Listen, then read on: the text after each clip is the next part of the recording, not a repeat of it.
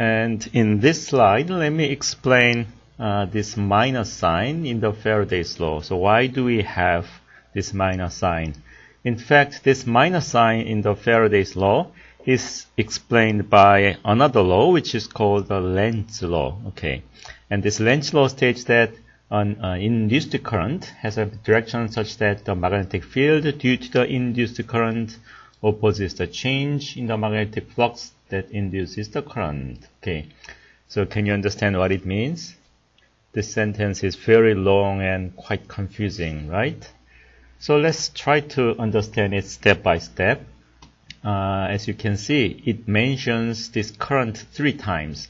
An induced current has a direction such that the magnetic field due to the induced current opposes the change in the magnetic flux that induces the current.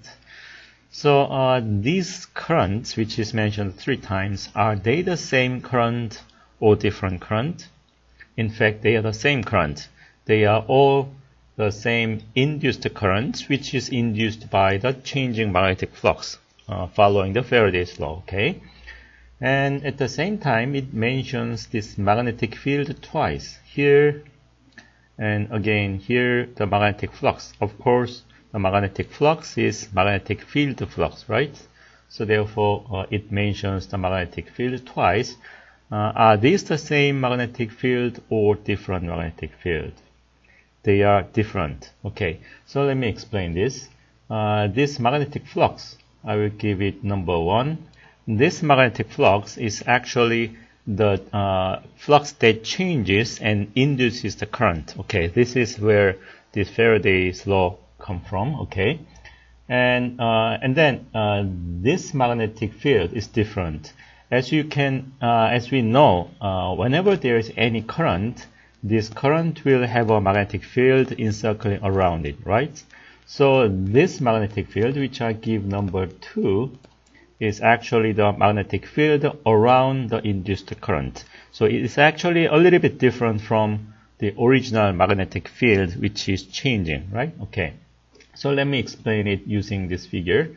So let's say we have a circular loop of a wire or closed loop. Okay. And then you get a magnet and then push the north pole closer to this loop. Okay. And then what will be happening around this loop? Of course, we know that there is a magnetic field coming out this way. Okay. And then since you are pushing it closer, the magnetic flux will increase, right? Okay.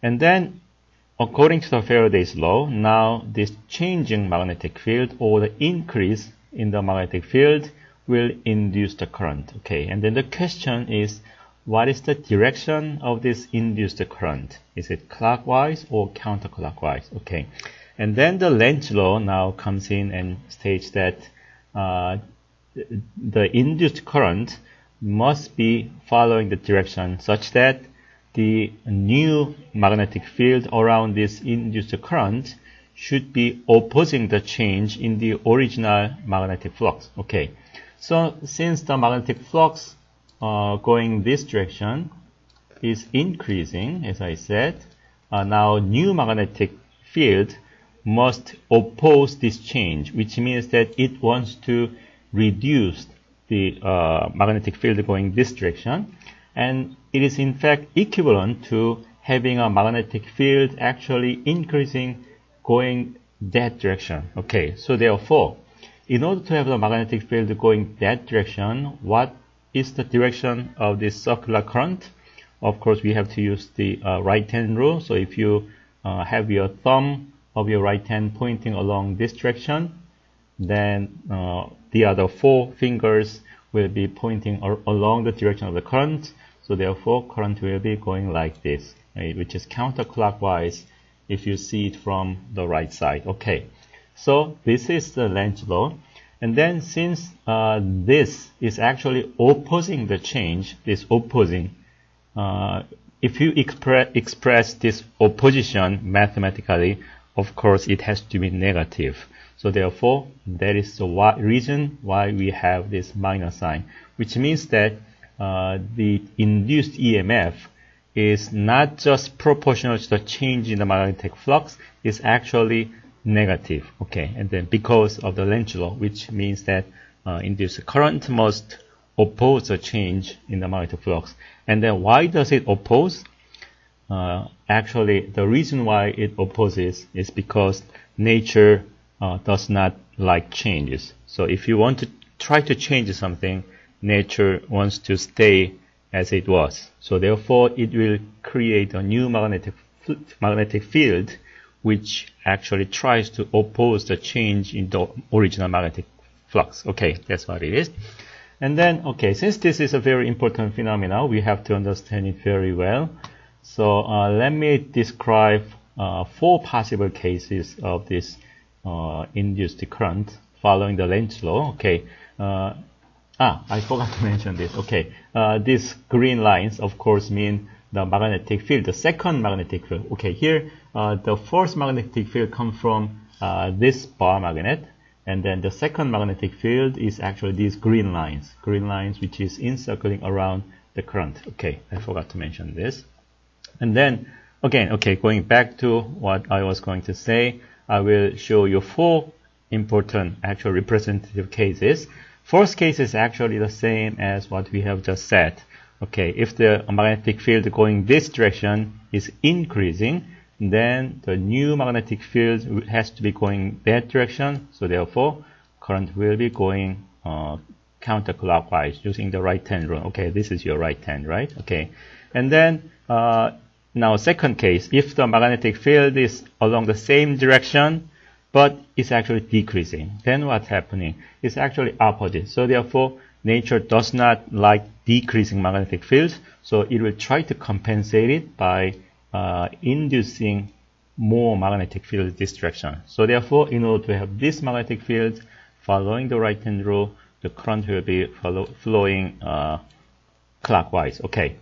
And then third example, now suppose the magnetic field, original magnetic flux is actually going this direction and is increasing. Okay, going this direction and increasing is actually equal to the going opposite direction and decreasing. Okay, so therefore, again, magnetic field, the new magnetic field must be going that direction.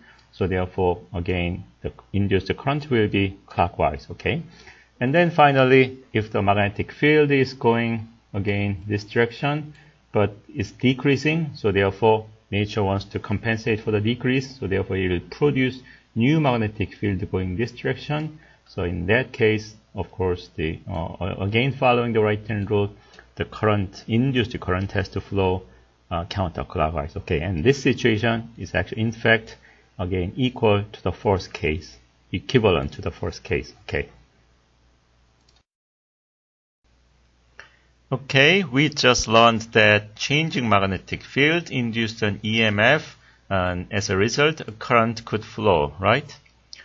But then some of you, especially smart students, might have thought something looks a little strange.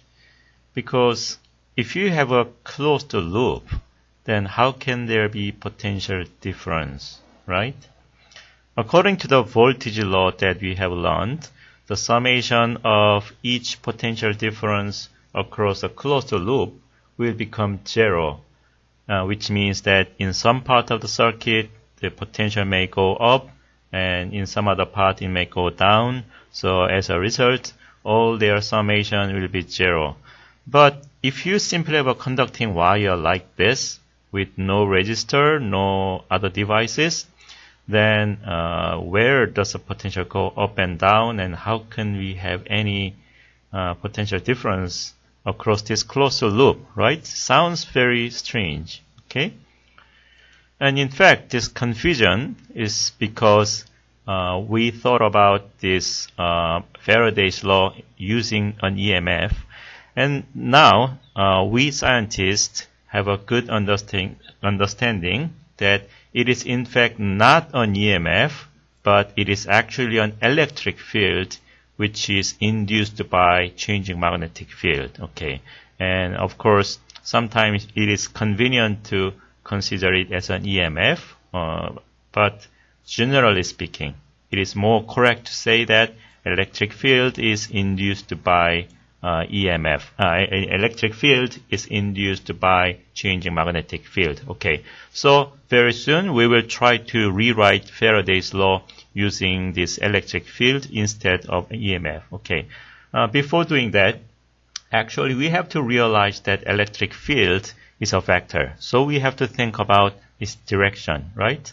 What will be the direction of these electric field vectors or electric field lines? Okay, and of course the simplest way to think about it is that we go back to the case of having a closed loop of wire, for example shown here. Okay, in this case we have the magnetic field going into the plane and suppose it's increasing. Okay, and then try to figure out the direction of the induced current that we have learned before. Of course, it will go around counterclockwise. Okay, and then of course this is exactly the same as the direction of this electric field line. Okay, of course, if you have a circular wire, then following the direction of the electric field, the current will flow. Okay, but then even without having this circular wire, electric field will still go around this circle. Okay, and in fact, if you think about it, if you have a conducting wire, you can make any shape. You can make it triangular or rectangular, hexagonal. It doesn't have to be circular, and current will simply follow it. But now, since we have said even without wire, there will be an electric field. So we have to assume that this electric field should be equal or equivalent everywhere, but still has to form a closed loop, right?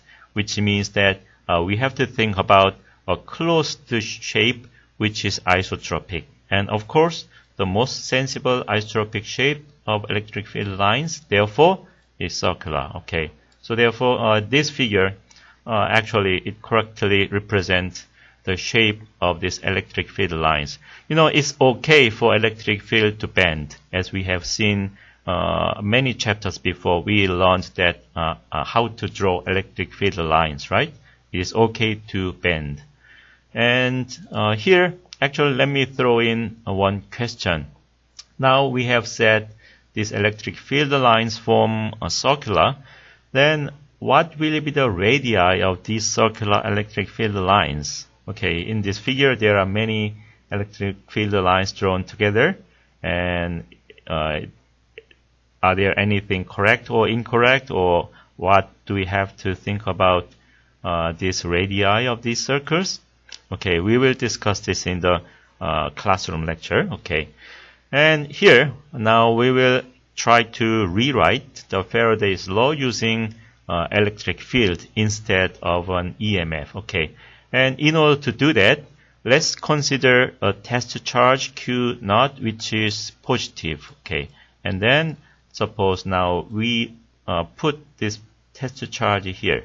Okay, and then according to what we have just said, if the magnetic flux is changing, there will be a circular electric field. So therefore, this test charge, positive test charge, will go around the circuit, circle, following the direction of this electric field. Okay, and which means that since this is moving, the magnetic flux, changing magnetic flux, is actually doing a work to make this test charge go around this circle. Okay, and then we will calculate how much work is done when this test charge makes one full turn, 360-degree turn. Okay, how do we calculate it? Now, first, we originally thought about this effect as an induced EMF. So let's use that idea. So suppose now during this one turn,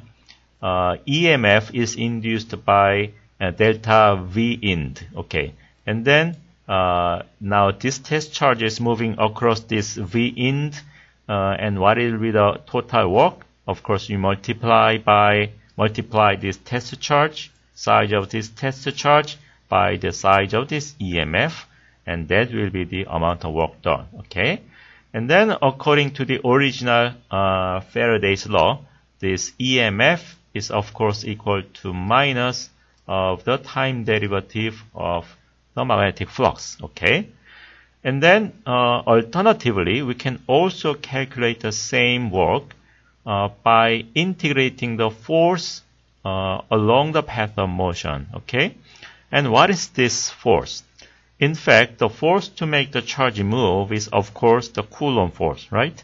And Coulomb force is size of test charge multiplied by the electric field, according to the definition of the electric field, right?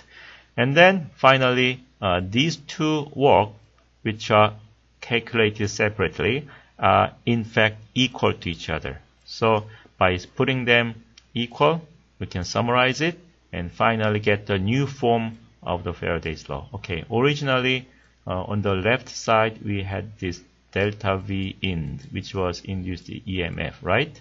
So now instead of having this induced EMF, we have the electric field integrated along the closed path. Okay, so this is more general form of the Faraday's law. So therefore, sometimes if you have a closed loop, then we will use this formula. But sometimes it might still be more convenient to go back to the old form. But remember, now this equation is the more general formulation of the Faraday's law. Okay.